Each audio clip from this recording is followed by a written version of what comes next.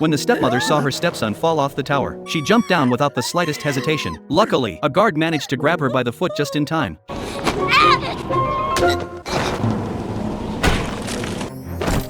She rushed to his side and cast healing magic, draining all her strength to heal Baji's wounds. The queen was furious at Baji's recklessness. Her raised hand paused in midair, then gently came to rest against his cheek. Having exhausted herself to save him, she collapsed to the ground from sheer exhaustion. This stepmother, who seemed harsh toward Baji on the surface, actually loved him deeply from the bottom of her heart. When Baji was injured during a duel with her biological son, she secretly healed him late at night. The reason she opposed Baji becoming king was simply because she didn't want this deaf and mute child to suffer even more pain. All along, she had been silently watching over him. However, their first encounters were far from smooth. When the queen first entered the palace, she tried to be friendly and grow closer to Baji, but he turned away without saying a word. When he was playing with a ball, she approached and tried to talk to him, yet he still ignored her. Baji would sit by the window, lost in thought. She even brought him snacks and tried to get closer, but still couldn't reach his heart. Until one day, when Baji was watching ants in the garden, an injured snake suddenly crawled out and viciously bit him. Hearing the commotion, the queen rushed over and kicked the snake away, but when Baji saw the wounded snake, he cried even harder. The queen then used magic to heal the snake. From that moment on, Baji finally began to accept her, and their relationship grew closer and closer. Baji even started seeking her out to play. But after the queen gave birth to the second prince, Baji's happy days were gradually replaced by the newborn brother. The queen's care for Baji grew less and less, and at times she even spoke harshly to him, only to be consumed by guilt afterward. Perhaps letting Baji travel wasn't such a bad idea after all. The queen arranged for the swordmaster and a guard to accompany him to her homeland. Soon, the three set off together. Along the journey, Baji was filled with joy. He curiously watched lobsters in the water, admired the magnificent sunset from mountain peaks, quietly enjoyed puppet shows at the market, and eagerly devoured all kinds of food. Of course, the journey was full of danger. They sometimes encountered man-eating apes on the road, fell into hunters' traps by accident, and even faced hidden darts lurking in the shadows. Though the journey was perilous at every turn, Baji was truly happy. But just as they reached the gates of hell, the sword master suddenly pushed Baji down.